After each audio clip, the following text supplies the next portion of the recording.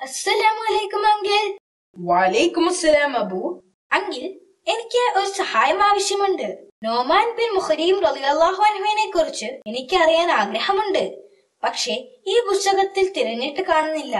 ഇൻഷാ അല്ലാഹ്, നിനക്ക് കേൾക്കാൻ താല്പര്യമുണ്ടെങ്കിൽ അദ്ദേഹത്തിന്റെ കഥ ഞാൻ ഇപ്പോൾ തന്നെ പറയാം. നോമാൻ ബിൻ മുഖരീം റളിയല്ലാഹു അൻഹു പ്രവാചകൻ മുഹമ്മദ് നബി മുസ്തഫ സ്വല്ലല്ലാഹു അലൈഹി വസല്ലമയുടെ അനുയായികളിൽ ഒരാളായിരുന്നു നോമാൻ ഇബ്ൻ മുഖരീം റളിയല്ലാഹു അൻഹു. യസ്രമിന്റെ പ്രാന്തപ്രദേശത്ത് താമസിച്ചിരുന്ന അൽ മസീന ഗോത്രത്തിലെ അംഗമായിരുന്നു അദ്ദേഹം. മുഹമ്മദ് നബി മുസ്തഫ സ്വല്ലല്ലാഹു അലൈഹി വസല്ലമയുടെ ക്ഷണപ്രകാരം ആദ്യം ഇസ്ലാം മതം സ്വീകരിച്ചവരിൽ പെട്ടതായിരുന്നു അദ്ദേഹം. അദ്ദേഹം മദീനയിലെ ഒരു അൻസാറായിരുന്ന ഉബൈദ് ബിൻ ഓസിന്റെ മകനായിരുന്നു. ഉബൈദ് ബിൻ ഓസ് ബദർ യുദ്ധത്തിൽ പങ്കെടുത്തിരുന്നു. അദ്ദേഹം യുദ്ധത്തിൽ 4 പേരെ പിടികൂടി ഒരു ചങ്ങലയിൽ കെട്ടിയിട്ടിരുന്നു. നോമാൻ ഇബ്ൻ മുഖരീം റളിയല്ലാഹു അൻഹു പ്രവാചകൻ മുഹമ്മദ് നബി മുസ്തഫ സ്വല്ലല്ലാഹു അലൈഹി വസല്ലമയെ കുറിച്ച് കേൾക്കുകയും അദ്ദേഹത്തിന്റെ ആശയങ്ങളോട് മതിപ്പ് തോന്നുകയും ചെയ്തു.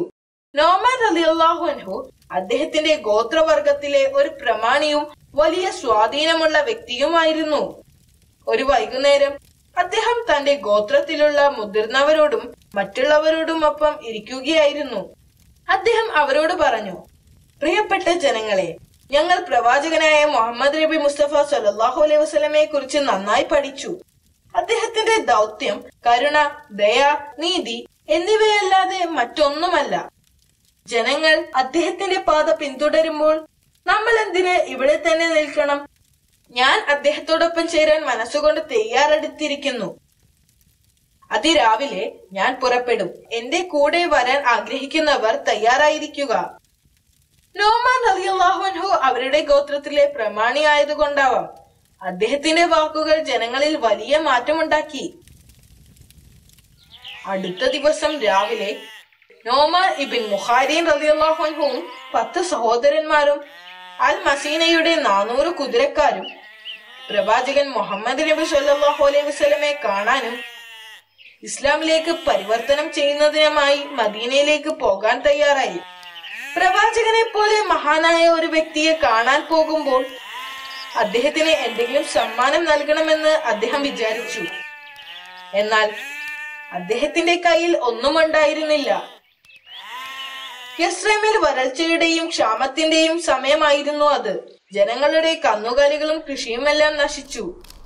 എങ്കിലും അവർ തങ്ങളുടെ കൂടെയുള്ള ആളുകളോട് സഹായം അഭ്യർത്ഥിക്കുകയും അവർ നൽകിയ ആടുകളുമായി യാത്ര പുറപ്പെടുകയും ചെയ്തു. അവർ ആട്ടിൻകൂട്ടത്തെ നയിച്ചുകൊണ്ട് മദീനയിലേക്ക് പോയി. അവർ മദീനയിലെത്തി പ്രവാചകനെ കണ്ടു. പ്രവാചകന്റെ സാന്നിധ്യത്തിൽ നോമാൻ റളിയല്ലാഹു അൻഹുവും അദ്ദേഹത്തിന്റെ കൂടെയുള്ളവരും ഇസ്ലാം മതം സ്വീകരിച്ചതായി പ്രഖ്യാപിച്ചു. അവർ നബി സല്ലല്ലാഹു അലൈഹി വസല്ലമയുടെ പാത പിന്തുടരുകയും വിശുദ്ധ ഖുർആൻ അവരുടെ ഹൃദയത്തോട് ചേർത്ത് വെക്കുകയും ചെയ്തു.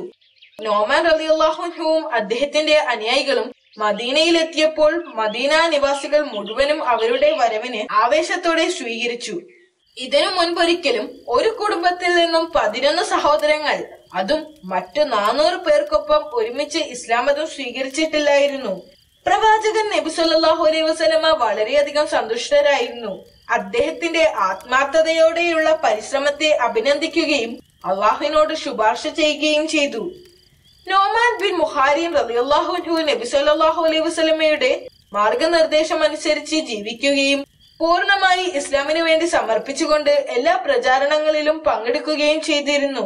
കൂടാതെ അദ്ദേഹത്തിന്റെ സഹോദരങ്ങൾ വലിയ പടയാളികളുമായിരുന്നു. ഖദ്സിയ യുദ്ധത്തിനു മുൻപ് ഇസ്ലാമിക ഭരണകൂടം ഇറാനെ ഇസ്ലാമിലേക്ക് ക്ഷണിച്ചുകൊണ്ട് ഒരു പ്രതിനിധി സംഘത്തെ ഇറാനിലേക്ക് അയക്കാൻ തീരുമാനിച്ചു. ഇസ്ലാമിക ഭരണകൂടത്തിന്റെ മുഖ്യ വക്താവായി നോമാൻ റളിയല്ലാഹു അൻഹുവിനെ തിരഞ്ഞെടുത്തു. അവർ അവിടെ എത്തി ചക്രവർത്തിയെ കണ്ടു. അവർ കൊട്ടാരത്തിൽ എത്തിയപ്പോൾ നോമാൻ ബിൻ മുഖരീം റളിയല്ലാഹു അൻഹു ചക്രവർത്തിയോട് അള്ളാഹുവിനോട് കീഴടങ്ങാൻ ആവശ്യപ്പെട്ടു. നോമാൻ ബിൻ മുഖരീം റളിയല്ലാഹു അൻഹുവിന്റെ സംസാരം ഇറാൻ ചക്രവർത്തിയെ രോഷാകുലനാക്കി. അദ്ദേഹം വളരെ രോഷാകുലനായിക്കൊണ്ട് പരുക്കൻ ശബ്ദത്തിൽ പറഞ്ഞു, രാജപ്രതിനിധികളുടെ അവകാശങ്ങളെ ബഹുമാനിക്കാൻ ഞാൻ അന്താരാഷ്ട്ര സമ്മേളനത്തിൽ ബന്ധപ്പെട്ടിട്ടില്ല. തുടർന്ന് അദ്ദേഹം ഇറാനിയൻ സുൽത്താനേറ്റിന്റെ അതിർത്തിയിൽ നിന്നും പ്രതിനിധി സംഘത്തെ പുറത്താക്കാൻ ആവശ്യപ്പെട്ടു.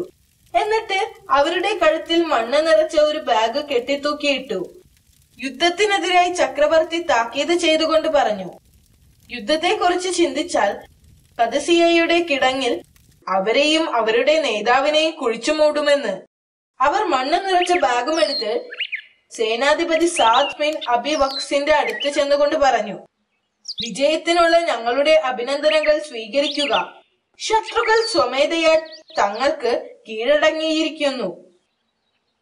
പേർഷ്യൻ സൈന്യവുമായി യുദ്ധം പൊട്ടിപ്പുറപ്പെട്ടപ്പോൾ പ്രവാചകന്റെ സൈന്യം വിജയിച്ചു. യൂഫ്രട്ടീസ് ടൈഗ്രീസ് സമതലങ്ങളിലേക്ക് മുന്നേറ്റം നടത്തുവാൻ ഈ വിജയം ഇസ്ലാമിനെ വഴിയൊരുക്കി.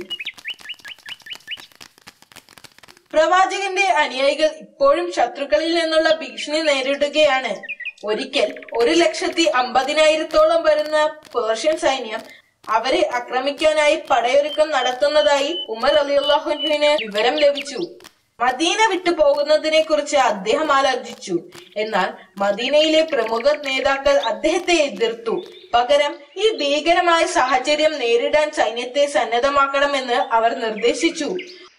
ഉമർ റളിയല്ലാഹു അൻഹു നൊമാൻ ബിൻ മുഹാരിൻ റളിയല്ലാഹു അൻഹുവിനെ നബി സല്ലല്ലാഹു അലൈഹി വസല്ലമയുടെ സൈന്യത്തിന്റെ നേതാവായി നിയമിച്ചു.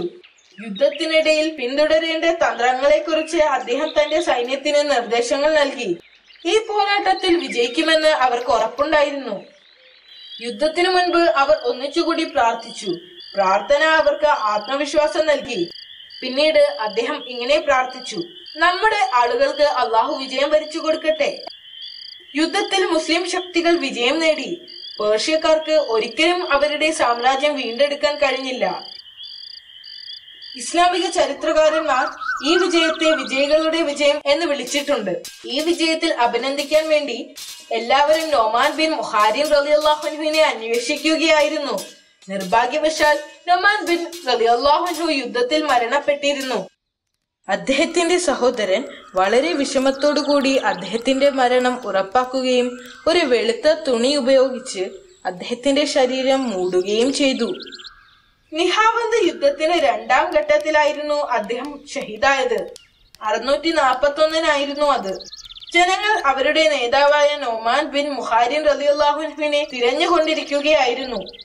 അദ്ദേഹത്തിന്റെ സഹോദരൻ നൊമാൻ റളിയല്ലാഹു അൻഹുവിനെ മൂടിയ തുണി മാറ്റി അദ്ദേഹത്തിന്റെ ശരീരം അവർക്ക് കാണിച്ചു കൊടുത്തു. അദ്ദേഹം തന്റെ ആളുകൾക്ക് വിജയം നേടിക്കൊടുത്തുകൊണ്ടാണ് ഷഹീദായത്. തന്റെ കൂടെയുള്ള മുസ്ലിങ്ങൾക്കായി അദ്ദേഹം ധാരാളം സംഭാവനകൾ നൽകാറുണ്ടായിരുന്നു. ഇസ്ലാമിന്റെ സമൃദ്ധിക്ക് വേണ്ടി അദ്ദേഹം തന്റെ ജീവിതം നൽകുകയും ചെയ്തു. ആളുകൾക്ക് അദ്ദേഹത്തിന്റെ മരണം വിശ്വസിക്കാൻ പ്രയാസമുണ്ടായിരുന്നു. നൊമാൻ ഇബ്നു മുഹാരിൻ റളിയല്ലാഹു അൻഹുവിന്റെ മരണവാർത്ത കേട്ട് ഉമർ റളിയല്ലാഹു അൻഹു തലയിൽ കൈവച്ചുകൊണ്ട് കരയാൻ തുടങ്ങി.